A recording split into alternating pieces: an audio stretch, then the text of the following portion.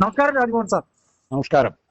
Sir, ഈ കഴിഞ്ഞ ദിവസം പാലക്കാട് നടന്ന ഒരു ഗവൺമെന്റിന്റെ ഫംഗ്ഷൻ, മുഖ്യമന്ത്രി പങ്കെടുക്കുന്ന ഫംഗ്ഷൻ, ഈ ഫംഗ്ഷനിൽ, ആ ചടങ്ങിൽ മുഖ്യമന്ത്രി പിണറായി വിജയൻ പങ്കെടുത്തിട്ട് കൂടി അവിടെ സദസ്സിൽ ആള് ഒട്ടും തന്നെ ഇല്ലായിരുന്നു. അപ്പോ മുഖ്യമന്ത്രി പങ്കെടുത്ത പരിപാടിയിൽ സദസ്സ് തീരെ ഇല്ലാതിരുന്ന അവസരത്തിൽ അദ്ദേഹം ഈ കമ്മിറ്റി ഭാരവാഹികളോട് എന്താ ആള് കുറഞ്ഞത് എന്ന രീതിയിൽ, താൻ വന്നിട്ട് ഇവിടെ ആളില്ലല്ലോ, എനിക്ക് ചിലതൊക്കെ അതിനെക്കുറിച്ച് നിങ്ങളോട് പറയാനുണ്ട് എന്ന് ഭംഗ്യന്തരേണ മുഖ്യമന്ത്രി പറയുന്നു. പാലക്കാട് നിലവിലെ സാഹചര്യത്തിൽ രാഹുൽ മാങ്കൂട്ടം എന്ന യുവ MLA-ക്കെതിരെ പ്രശ്നങ്ങൾ ഉണ്ടായിരിക്കുന്ന ഈ അവസരത്തിൽ മുഖ്യമന്ത്രി പങ്കെടുക്കുമ്പോൾ അദ്ദേഹം എന്തെങ്കിലും പറയും എന്ന് കരുതി ആള് കൂടേണ്ടതല്ലേ? അതുമാത്രമല്ല, കമ്മിറ്റി ഭാരവാഹികൾ മന്ത്രി കൃഷ്ണൻകുട്ടിയെ വിളിച്ചിട്ടില്ല, ജില്ലയുടെ കാര്യങ്ങൾ നോക്കുന്ന ഒരു മന്ത്രി എന്ന രീതിയിൽ അദ്ദേഹത്തെ വിളിച്ചിട്ടില്ല. ആകെ മൊത്തത്തിൽ പിണറായിയെ ജനം കൈയൊഴിയുന്ന ഒരു ഫീല് പിണറായിക്ക് തന്നെ ബോധ്യമായോ?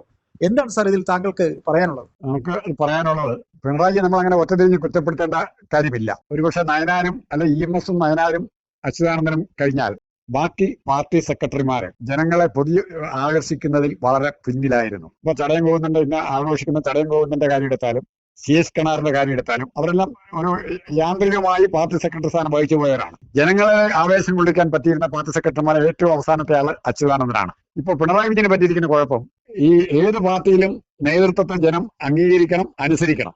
ഈ അംഗീകാരം കിട്ടണമെങ്കിൽ അതുപോലുള്ള ഔന്നത്യം ഉണ്ടാകണം, അതുപോലുള്ള നേട്ടങ്ങൾ സംഘടനയ്ക്ക് ഉണ്ടാക്കി കൊടുക്കണം.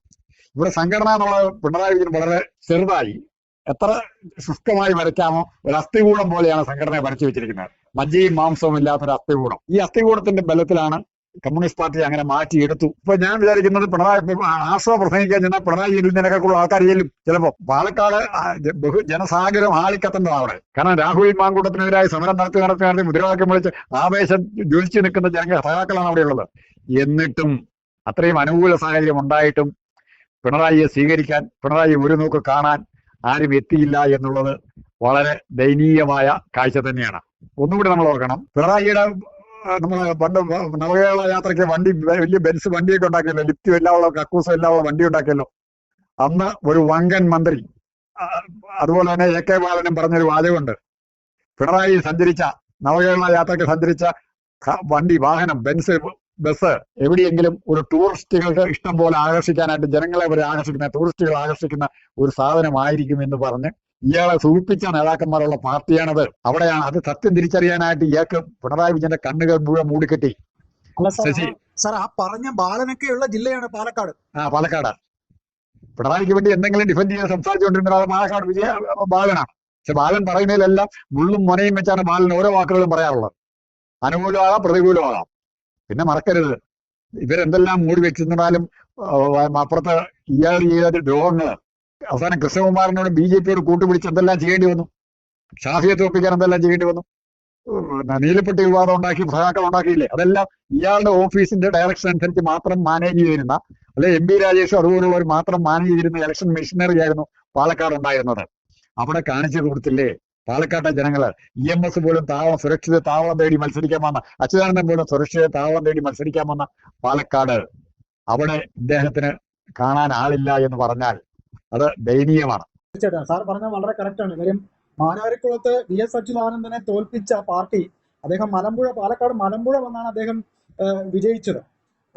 നമുക്ക് ഒന്നുകൂടെ ഇതിൽ പറയാനുള്ളത്, CPM-നകത്ത് ഇപ്പോൾ കടുത്ത വിഭാഗീയത നിൽക്കുന്ന ഒരു സ്ഥലം കൂടിയല്ലേ പാലക്കാട് എന്ന് പറയുന്നത്? അല്ല, ഇവരിപ്പം പിണറായി പറയുന്നത്, ഞാൻ അധികാരത്തിലായിട്ട് ഞാൻ സെക്രട്ടറി ആയ പിന്നെ വിഭാഗീയതയെല്ലാം തീർന്നു എന്നാ പറയുന്നത്. വിഭാഗീയതയെല്ലാം തീർന്നുണ്ടാ? ഇപ്പൊ ഒറ്റ ഉദാഹരണം പറയാം. വിഭാഗീയത തീർന്നല്ലോ. ഇപ്പൊ ഏറ്റവും കൂടുതൽ പിണറായി വിമർശിക്കുന്ന, പുറത്തുനിന്ന് CPM മുകളിൽ നിന്ന് വിമർശിക്കുന്ന ആള് G. സുധാകരനാണ്. G. സുധാകരനും പാലക്കാട് പ്രസംഗിക്കാൻ ചെന്നിട്ട് ഇതിൽ കൂടുതൽ ആളുകളാണ് പറ്റും. ഒരാളെങ്കിലും ഇതിനൊക്കെ കൂടുതൽ വന്നേനെ. സാർ, ഇത് ഗവൺമെന്റിന്റെ ഒരു ഫംഗ്ഷനാണ്.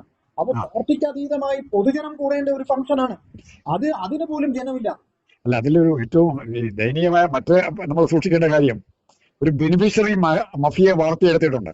ഏത് മഹാരാത്രിയിലും പാർട്ടിക്ക് അനുകൂലമായിട്ട് മുദ്രാവാക്യം വിളിക്കാനും, ചുമര എഴുതാനും, മീറ്റിങ്ങുകൾക്ക് ആളെ കൂട്ടാനും പറ്റുന്ന തൊഴിലാളികളെ, മറ്റേ ചെറിയ താഴെത്തട്ടില് ആശാവർക്കന്മാരെ, ഹരിതകർമ്മസേന, പിന്നെ NGO യൂണിയന്റെ ആൾക്കാരെ, കോളേജ് അധ്യാപകരെ, ഇങ്ങനെയുള്ള ഒരു ബെനിഫിഷ്യറി സംഘത്തെ ചെല്ലും ചെലവും കൊടുത്ത്, സർക്കാർ ചെലവിൽ ചെല്ലും വിളവും കൊടുത്ത് വളർത്തിയെടുത്തിട്ടുണ്ട്.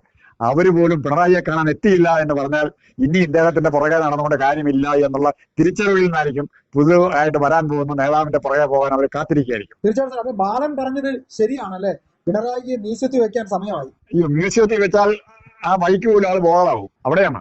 തീർച്ചയായിട്ടും ഏതായാലും ഇതിനെ വളരെ ഗൗരവപൂർവ്വം കേരളത്തിലെ ജനങ്ങൾ കാണുന്നു. അതിന് മുഖ്യമന്ത്രി പിണറായി വിജയനെ ഒന്ന് കാണാൻ പോലും, അദ്ദേഹത്തിനെ ഒന്ന് കേൾക്കാൻ പോലും ആർക്കും താല്പര്യമില്ല എന്ന് അദ്ദേഹത്തിന് തന്നെ അദ്ദേഹത്തിന്റെ പാർട്ടി തന്നെ മനസ്സിലാക്കി കൊടുത്തു എന്ന് തന്നെ നമുക്ക് കരുതാം, അല്ലെ? കരുതേണ്ടിയിരിക്കുന്നു.